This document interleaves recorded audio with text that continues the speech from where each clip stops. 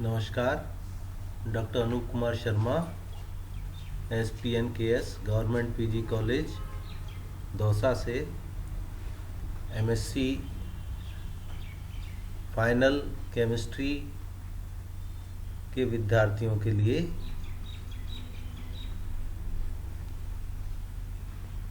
इस ई व्याख्यान में आप सभी का स्वागत करता हूं। हम जो रीअरेंजमेंट, विभिन्न प्रकार के जो रीअरेंजमेंट पढ़ रहे हैं उसके अंतर्गत आज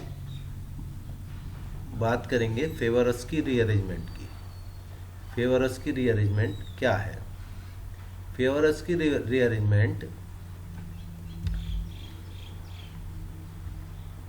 it is transformation of alpha haloketone to ester with rearranged carbon skeleton by treatment with alkoxide ion। तो अल्फा हेलोकीटोन्स को का कन्वर्जन होता है एस्टर्स में with rearrange carbon skeleton. Carbon skeleton rearrange हो जाता है by the treatment of alkoxide ion in presence of by the reaction of alkoxide ion we got ester from alpha haloketones। if alkali hydroxide or amine is taken in place of metal alkoxide, acid or amides are obtained। if in place of alkoxide ion, यदि alkoxide ion की जगह हम alkali hydroxide ले लेंगे, sodium hydroxide या potassium hydroxide या अमीन ले लेंगे, तो हमें एस्टर की जगह एसिड या एमाइड जो है वो मिलेंगे। So this is Favorskii rearrangement. The rearrangement of alpha haloketone by the reaction of alkoxide ion to by the reaction of alkoxide ion to esters, and if we take alkali hydroxide in place of alkoxide ion, or if we take amines, then we got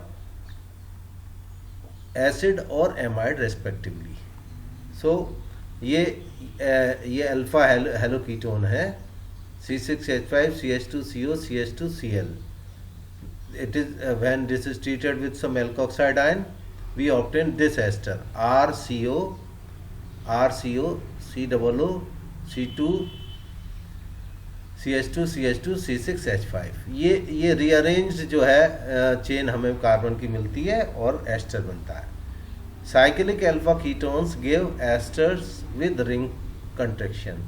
अगर अपन इस तरीके का कोई cyclo ketone लेते हैं तो हमें ये रीअरेंज जो है स्केलेटन मिलता है। रीअरेंज स्केलेटन में साइकिल जो है वो कंट्रैक्ट साइकिल का कंट्रैक्शन हो जाता है। 6 मेंबर रिंग की जगह यहाँ 5 मेंबर रिंग हो गया और हमें एस्टर मिला। So this is Favorskii rearrangement.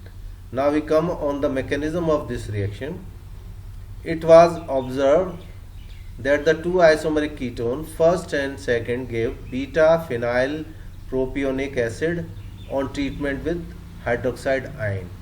Mechanism देने से पहले जो इसके ऊपर स्टडीज हुई उनकी बात कर रहे हैं कि मैकेनिज्म इसकी कैसे ड्राइव करी गई। सो these are two ये दो जो है ये obtained two isomeric ketones। ये दो कीटोन लिए हमने, है ना। ये भी अल्फा हेलोकीटोन है और ये भी अल्फा हेलोकीटोन है। इसमें यहाँ पे हेलोजन है और यहाँ पे यहाँ पे। तो ये जो आइसोमेरिक दो कीटोन्स हैं when they are treated with hydroxide ion, तो हमें एक ही प्रोडक्ट ये मिला, propanoic acid, beta phenyl propanoic acid. So ये बीटा फिनाइल एक ही, इन दोनों से दोनों अल्फा हेलोकीटोन से, दोनों आइसोमेरिक कीटोन से हमें एक ही प्रोडक्ट मिला। एक तो ये ऑब्जर्वेशन हुआ। This observation indicates that the chlorine is not being directly replaced by incoming group. अब इससे क्लियर कट है कि अगर हाइड्रोक्साइड आयन इसको SN 1A-SN2 मैकेनिज्म से इसको अगर सब्स्टिट्यूट करता है तो यहाँ पे अलग अलग प्रोडक्ट मिलेंगे। यहाँ पे क्या हो रहा है, सेम प्रोडक्ट मिल रहा है। So it is this observation indicates that the chlorine is not being directly replaced by incoming group from the other side of the carbonyl as otherwise, अगर ऐसा होता otherwise this second would have given C6H5CH CH3COOH, which is not obtained. So on the other hand, on the basis of this observation, following mechanism has been suggested. तो ये mechanism, ये observation से ये mechanism suggest की गई. The base abstract the alpha hydrogen to produce a carbon ion. सबसे पहले ये जो बेस हम डालते हैं इसमें एल्कोक्साइड आयन या हाइड्रोक्साइड आयन जो बेस है वो इसमें से एक जो है अल्फा हाइड्रोजन जो एब्जॉर्ब कर लेता है और अल्फा हाइड्रोजन ऑब्जॉर्ब करके कार्बन आयन हमें मिलता है। Intramolecular nucleophilic attack on the carbon bearing chlorine replaces the chlorine atom with the formation of a transient symmetrical cyclopropanone ring. तो ये जो कार्बिन जो बना उस कार्बिन के अंदर इंट्रामोलिकुलर न्यूक्लियोफिलिक अटैक से क्लोरीन एटम रिप्लेस हो जाता है और एक साइक्लिक एक इंटरमीडिएट साइक्लिक साइक्लोप्रोपेनोन रिंग बन जाती है। ये बहुत इंपॉर्टेंट, साइक्लोप्रोपेनोन रिंग बन जाती है। Subsequent attack of the alkoxide ion on the carbon atom opens the ring with equal ease on either side of the carbonyl carbon। और ये अभी आप इसको स्ट्रक्चर देख के समझ जाएंगे कि ये जो हमने ऊपर मैकेनिज्म लिखी है वो ये है कि ये जो है ये अल्फा एलोकीटोन हमने लिया, ये एल्कोक्साइड ये फर्स्ट है और ये सेकंड जो ऊपर हमने दोनों एग्जाम्पल लिए थे आइसोमरिक वही है। तो इसमें एल्कोक्साइड आयन से ये अल्फा हाइड्रोजन से ये अल्फा हाइड्रोजन यहाँ से इसको सबसे पहले ये एल्कोक्साइड इसमें से निकालता है तो ये कार्बन आयन बनते हैं। इस केस में फर्स्ट में यहाँ से निकाला तो ये कार्बन आयन बना। इसी तरीके से सेकंड में इसमें यहाँ पे अल्फा हाइड्रोजन निकालेंगे तो ये यहाँ पे ये CH2 इससे निकलेगा अल्फा हाइड्रोजन तो यहाँ से निकलेगा। अब ये दोनों ये न्यूक्लियोफिलिक अटैक कर रहे हैं, ये यहाँ से ये इस कार्बन पे ये एरो दिख रहा है यहाँ से अटैक करेगा और ये यहाँ से अटैक करेगा और इससे एक साइक्लिक रिंग हमें ये इस तरीके की मिल जाएगी, है ना। तो इधर से क्लोरीन निकलेगी और ये साइक्लिक ये साइक्लोप्रोपेनोन रिंग जो हमें मिलेगी ये यहाँ तक। So in case of the two isomeric unsymmetrical isomeric ketones first and second some cyclic intermediate third is obtained. इस तरीके की ये साइक्लिक इंटरमीडिएट होती है। अब ये दोनों ये इधर से भी खुल सकती है और इधर से भी खुल सकती है, इन दोनों तरफ से इजीली खुल जाएगी। इधर साइड ये इक्वल प्रोबेबिलिटी है दोनों तरफ से खुलने की और इस वजह से ये जो है एक दो प्रोडक्ट हमें मिलेंगे। This cyclic intermediate third may open on either side of the carbonyl group to give two carbon ions fourth and fifth। Now we come to this if अगर यहाँ पे हम इसको खोलेंगे अब C1 C3 अगर पहले ये वाला खोलेंगे तो हमें क्या प्रोडक्ट मिलेगा C6H5CH COOR ये यहाँ से खोल रहा है 1,3 कार्बन बॉन्ड क्लीवेज में तो ये प्रोडक्ट मिलेगा फोर्थ एंड 1,2 क्लीवेज में ये फिफ्थ प्रोडक्ट मिलेगा। तो हमें ये दो डिफरेंट कार्बन आयन मिले और फिर ये इस यहाँ से एब्जॉर्ब करके हाइड्रोजन और ये हमें एक ही दोनों फर्स्ट और सेकंड जो आइसोमेरिक अल्फा हेलोकीटोन्स थे they both give the same product this one. The carbon ion fifth, ये जो कार्बन आयन है फिफ्थ बीइंग रेजोनेंस स्टेबलाइज, ये स्टेबलाइज हो जाता है रेजोनेंस, इस पे नेगेटिव चार्ज रिंग के ऊपर डिलोकलाइज हो सकता है। Being resonance stabilize is preferentially form. इन दोनों में अगर हम बात करें carbon ion fourth and fifth then we see that this fifth one is more stable in than this fourth because this minus charge can be delocalized on this ring that's why carbanion fifth being resonance stabilise in is preferentially form. ये ज़्यादा amount में, ज़्यादा मात्रा में बनता है। तो ये दो जो क्लीवेज है, either cleavage of C1C3 bond और C1C2 बॉन्ड, तो इसमें जो C1C2 बॉन्ड का क्लीवेज प्रेफरेंशियली होगा, because this कार्बेनाइन form by this cleavage is more stable then this fourth one. So the product is C6H5CH2CH2COR, hence both first and second give the same product. तो ये जो mechanism है, ये जो हमने observation किया उससे ये मैकेनिज्म प्रपोज करी, जिसके अंदर साइक्लिक इंटरमीडिएट ये बनता है। The mechanism was further established by the reaction of the cyclic ketone wise 2-chlorocyclohexane known with labeled carbon being bearing the chlorine atom। तो इसको मैकेनिज्म को और फर्दर एस्टेब्लिश किया कि हमने साइक्लिक कीटोन लिया और उसमें जो कार्बन जिस पे क्लोरीन है उसको लेबल्ड कार्बन हमने ले लिया, लेबल्ड कार्बन 14 से लेबलिंग कर दी। तो on the treatment with the alkoxide ion give product containing 50% of the 14C at alpha position and 50% at the beta position. हमने ये साइक्लिक कीटोन लिया, अल्फा हेलो कीटोन साइक्लिक, जिसमें ये जो कार्बन है जिसके ऊपर क्लोरीन है ये लेबल्ड है C14 है। तो इसमें ये एब्जॉर्ब करेगा हाइड्रोजन एटम, यहाँ से H+ एब्जॉर्ब करके ये हमें कार्बन आयन बन गया, ये न्यूक्लियोफिलिक अटैक करेगा, इससे क्लोरीन निकल के ये साइक्लिक इंटरमीडिएट बना, है ना। अब इस साइक्लिक इंटरमीडिएट ये एल्कोक्साइड से रिएक्शन करके फर्दर ये बनाया, और ये क्लीवेज, अब इसमें वही क्लीवेज C1C2 बॉन्ड क्लीवेज होगी, ये वन और ये C1C2 या C1C6 ये वन है ना। तो C1C2 क्लीवेज या C1C6 क्लीवेज, C1C2 क्लीवेज होगी तो ये प्रोडक्ट मिलेगा, यहाँ से टूटेगा तो ये इसका C6 कार्बन पे जुड़ा रहेगा, और अगर C1C6 टूटेगा तो ये C2 पे जुड़ेगा। तो 14 कार्बन 14 ये किस पोजीशन पे, ये कार्बन 14 किस पोजीशन पे है, बीटा पोजीशन पे है, और इसमें ये अल्फा पोजीशन पे है। तो ये जो प्रोडक्ट मिल रहा है हमें, यहाँ पे हमने ऊपर पढ़ा, on the treatment with the alkoxide give the product containing 50% of 14C at alpha position and 50%, ये दोनों जो प्रोडक्ट बन रहे हैं ये 50% बनते हैं।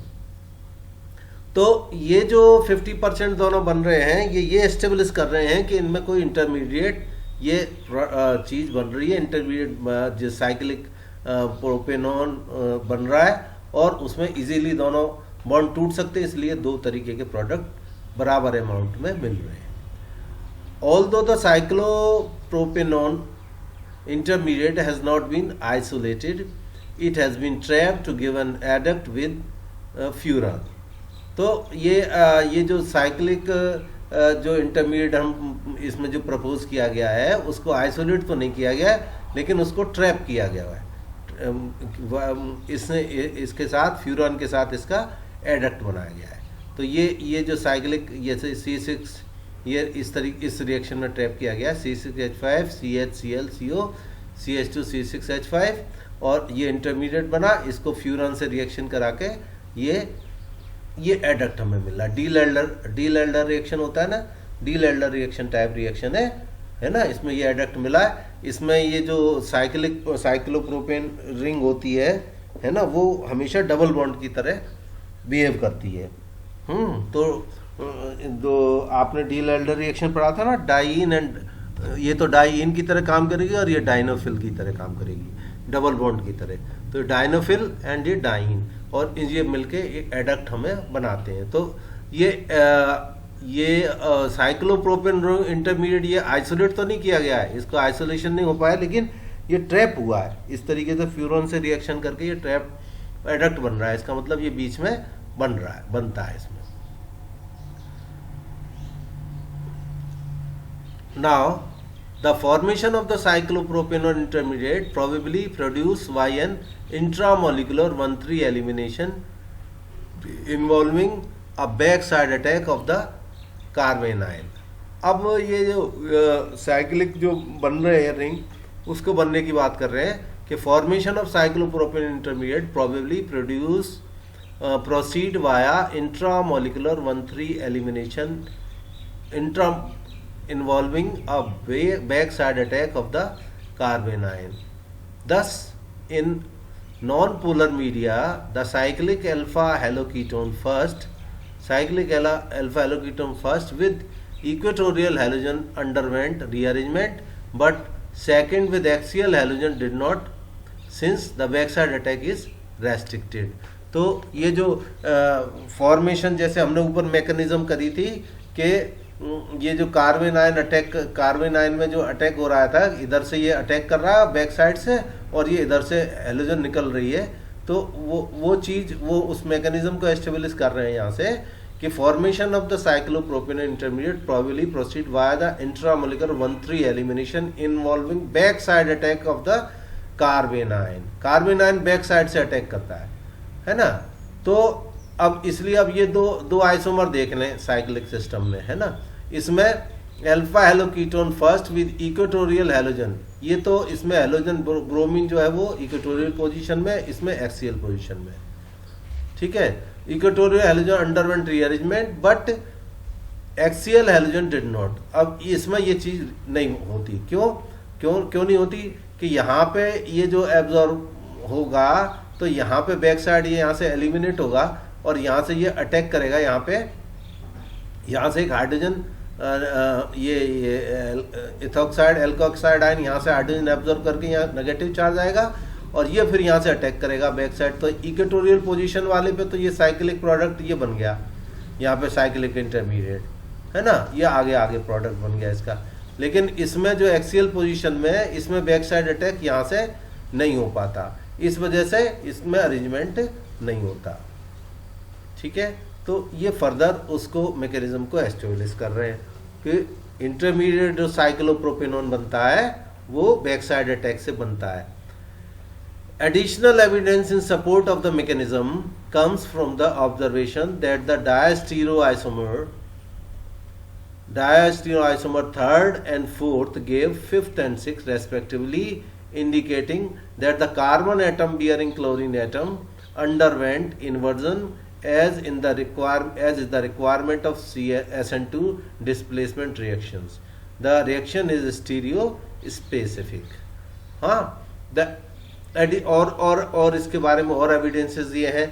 The additional evidence in support of the mechanism comes from the observation that the diastereomer third and fourth, ये दो हम diastereomers लेंगे थर्ड एंड फोर्थ, है ना। ये जो प्रोडक्ट हमें दे रहे हैं वो फिफ्थ एंड सिक्स दे रहे हैं respectively, indicating that the carbon atom bearing chlorine atom underwent inversion as is the requirement of SN2 displacement reaction। यहाँ पे देखिए, है ना, ये एल्कोक्साइड आयन ये इसके ऊपर इससे रिएक्शन अटैक किया तो ये यहाँ पे साइक्लिक, यहाँ पे CH2 यहाँ से हाइड्रोजन एब्जॉर्ब हो गया और ये इंटरमीडिएट इसके ऊपर इसने अटैक किया तो ये साइक्लिक, यहाँ से हेलोजन निकल जाएगा और ये साइक्लिक कीटोन ये साइक्लोप्रोपेन नॉन बनेगा और यहाँ से फिर ये फर्दर रिएक्शन करके ये प्रोडक्ट हमें फिफ्थ मिला। अब अगर इसकी जगह है ये यहाँ पे इक्वेटोरियल पोजीशन पे है, हेलोजन जो है सॉरी यहाँ पे हेलोजन तो एक्सियल पोजीशन पे है और ये इक्वेटोरियल पोजीशन पे। अब इस आइसोमर में यहाँ पे हेलोजन इक्वेटोरियल पोजीशन पे लिया और ये तो यहाँ पे ये इंटरमीडिएट इस तरीके से बना और ये प्रोडक्ट मिला।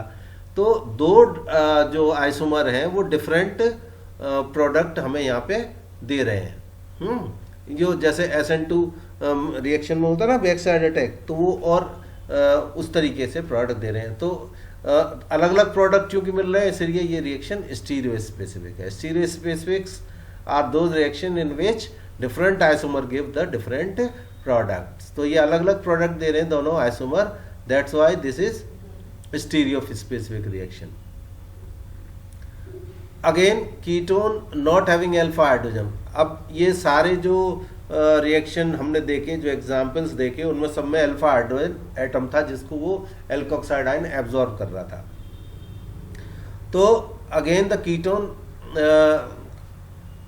Ketone not having alpha hydrogen also underwent similar rearrangement in some cases.